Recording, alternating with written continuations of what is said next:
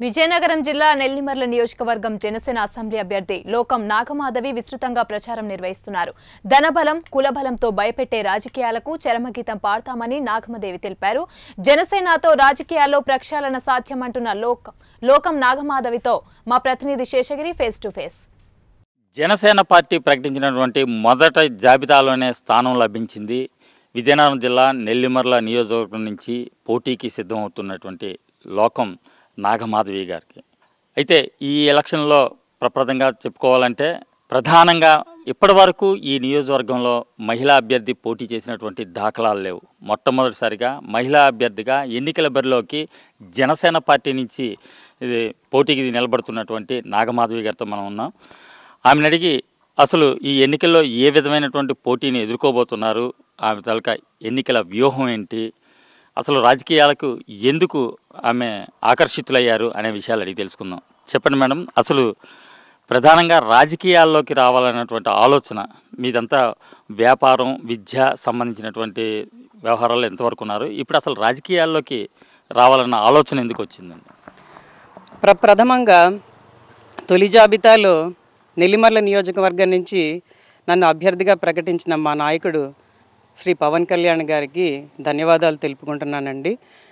ఆయన క్యాండిడేట్లను సెలెక్ట్ చేసేటప్పుడు ఖచ్చితంగా అన్నీ ఆలోచించి ఎవరైతే ప్రజలకి అందుబాటులో ఉంటారో, ఎవరైతే ప్రజల సమస్యల్ని పరిష్కరిస్తారో, ఆలోచన విధానం ఎలా ఉంటుంది, ఏమి చేయగలరు అన్న ఆలోచనతో మమ్మల్ని అభ్యర్థులందరినీ కూడా సెలెక్ట్ చేయడం జరుగుతున్నదండి. నెల్లిమర్ల నియోజకవర్గాన్ని తీసుకుంటే ప్రత్యేకంగా మీరు అన్నట్టుగా ప్రథమంగా నేను మహిళా అభ్యర్థిని నించుంటున్నానండి. మహిళా సాధికారతకి జనసేన పెద్దపీట వేస్తున్నదని మీకు తెలుసు. మహిళలకి అతనిచ్చే గౌరవం కానీ, జనసేన పార్టీ ఇచ్చే విలువ కానీ చాలా ఎక్కువ అండి.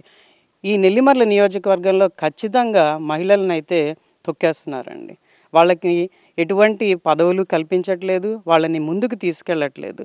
అశేష జనవాహిని మనకి జనసేనకి అందుబాటులో ఉంటూ మనకి సపోర్ట్ చేస్తున్నారండి.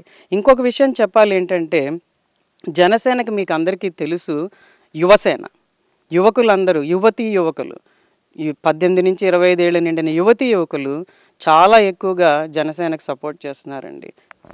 అంటే చివరగా ఒక మాట అండి, మహిళగా మీరు రాజకీయాల్లోకి వస్తున్నారు, ఇప్పుడు యోధుల మధ్య పోటీకి నిలుస్తున్నారు.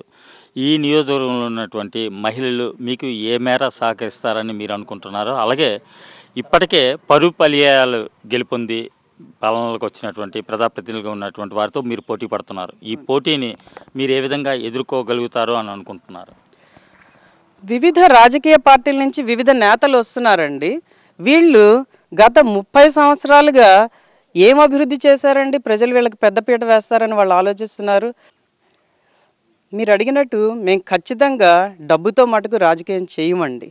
నీచ రాజకీయాలు చేస్తూ, డబ్బులు ఇస్తూ, ప్రజల్ని ప్రలోభ పెడుతూ, బిర్యానీ ప్యాకెట్లు, మందు ప్యాకెట్లతో రాజకీయం మటుకు ఖచ్చితంగా జనసేన చెయ్యదండి. మా జనసేన నాయకుడు పవన్ కళ్యాణ్ గారు నిన్న జరిగిన మా ఆవిర్భావ సభలో మేనిఫెస్టోలోని కొన్ని ముఖ్య అంశాలని ప్రస్తావించారండి. ఆ అంశాలను చూస్తే మీకు అర్థమవుతున్నది అతని ప్రజల గురించి ఎంత ఆలోచిస్తున్నారో, వాళ్ళకి ఎలా మంచి చేస్తే వాళ్ళ జీవితాలు బాగుపడతాయని ఆలోచిస్తున్నారు. అతను చెప్పిన మేనిఫెస్టోల అంశాల ప్రకారం సేవా తత్పరతో ప్రజల ముందుకి మేము వెళ్ళి ప్రజానాయకులుగా ఉంటాం తప్పించి నీచ రాజకీయాలకు వెళుతూ రాజకీయ నాయకులుగా వాళ్ళని భయపెడుతూ బానిసలుగా మటుకు చేయమండి. ఈసారి రాజకీయాల ప్రక్షాళన జరగాలని మా నాయకుడు ఖచ్చితంగా చెప్తున్నారండి. రాజకీయ ప్రక్షాళన జరగాలి, రాజకీయాల్లో మార్పు రావాలి, మార్పు వచ్చి ప్రజాపాలన రావాలి, ప్రజానాయకులు రావాలి. ప్రజల దృష్టిలో వాళ్ళు నాయకులు, ప్రజల సమస్యలు తీర్చే నాయకుల్లా ఉండాలి తప్పించి ప్రజల్ని భయపెట్టి బానిసలుగా చేసే నాయకులు మటుకు ఖచ్చితంగా మనకు వద్దు అని మేము చెప్తున్నామండి. ప్రజలు కూడా దీన్ని నమ్ముతున్నారు. తల్లి నీకు ఖచ్చితంగా అవకాశం ఇస్తాం, అవకాశం ఇచ్చి 5 ఏళ్లలో అభివృద్ధి ఎలా ఉంటుందో చూస్తాం అని చెప్పి వాళ్ళు ఖచ్చితంగా మాట్లాడుతున్నారండి. డబ్బుతో రాజకీయాలు చేసే రోజులు పోయాయని, ప్రజా సమస్యల పట్ల స్పందిస్తూ వాటి పరిష్కారం చూపించే దిశగా అడుగులేసినట్లయితే ప్రజాదరణ తప్పక లభిస్తుందంటున్నారు లోకం మాధవి. కెమెరామెన్ సురేష్తో శేషగిరి, ప్రైమ్ 9 న్యూస్, విజయనగరం.